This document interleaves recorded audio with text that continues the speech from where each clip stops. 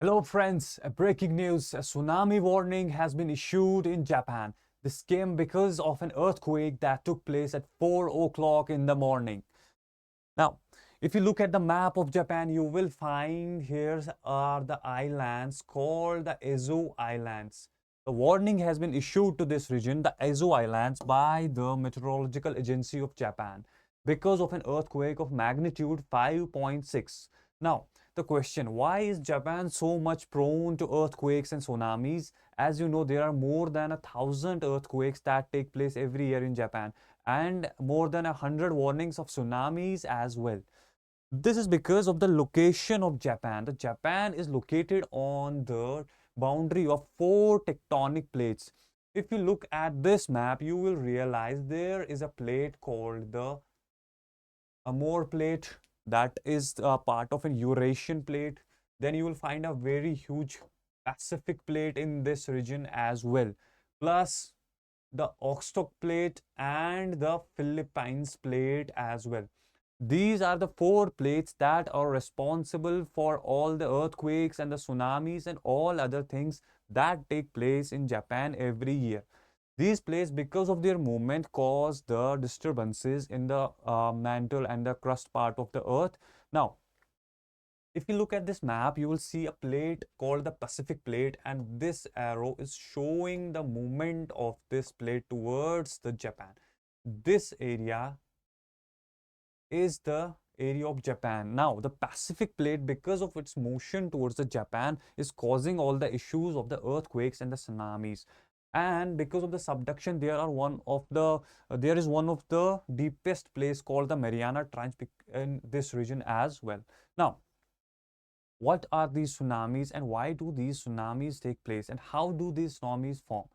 I got a beautiful animation from you for you. If you look at this, just this is an animation that I'm going to play so that you get a brief idea of how the tsunamis develop. See, first you will realize this is the oceanic plate that is moving under, and then you will see a sudden jerk because of the earthquake here. See, this gives an upthrust to the water and the water will start to build into the tsunamis and cause the destruction of the land. Moving back to our topic, now we'll be getting it in a bit more detail how the tsunamis are formed and what the tsunamis are. Tsunamis are a series of waves. So it's not a single wave. First of all, it is a series of waves. There are multiple waves during the tsunamis that are caused by the displacement of a large volume of water.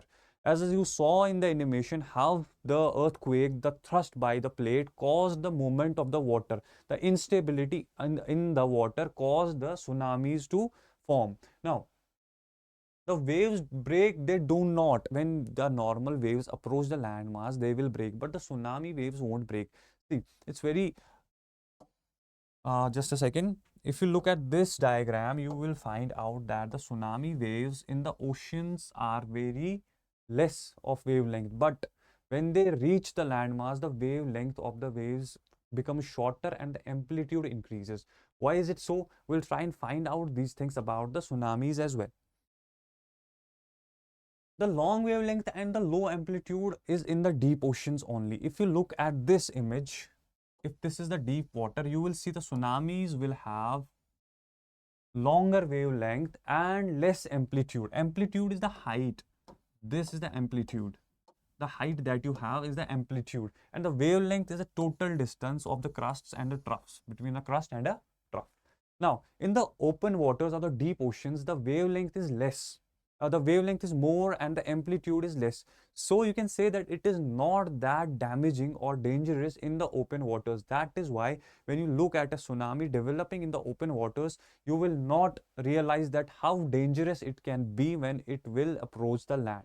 Now, when it starts to approach the coast or the landmass, you will see the amplitude rising and it can go beyond 100 feet as well. The amplitude increases, the wavelength starts to decrease. Now, why is this happening? There's a very common science behind it.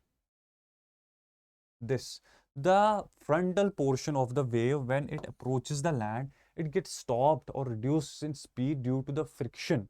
So the frontal portion, when it approaches the land, it gets stopped. but the rearer portion is still pushing. That is why it will go over the frontal portion, that will result in the higher amplitude. If you look at this diagram, if this is a tsunami that is approaching the land, when it will reach the land, this part will start to slow down, and the back end of the wave will start to go over it, which will really which will cause the increase in the amplitude of the tsunami. That is why it causes so much destruction when it reaches the land as compared to open waters. And it's not a single wave, there will be multiple waves or a series of withdrawals and advancements. So waves will withdraw and advance as well. This is because of the thing that I've taught you already here. Now, there are some interesting facts about tsunamis as well. Means harbor waves in Japanese. Tsunami is a Japanese term that means harbor waves. They can travel up to 500 miles in deep oceans. That is the open waters. They will travel with a speed of a very high speed of 500 miles per hour. But once they reach the land, the speed will decrease and it will go to 20 to 30 miles as miles per hour. Now, they can reach up to height of 100 feet. As I already told you, there are tsunamis that have been higher than this as well. There was a tsunami in the Kamchatka region which was having a height of more than 130 feet.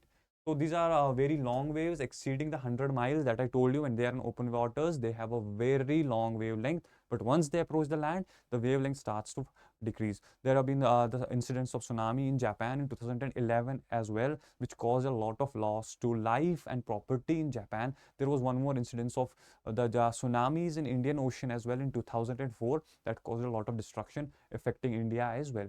So this is about the tsunami and today's news that was there. So that's all from my side. Thank you very much. See you in the next class. Bye bye.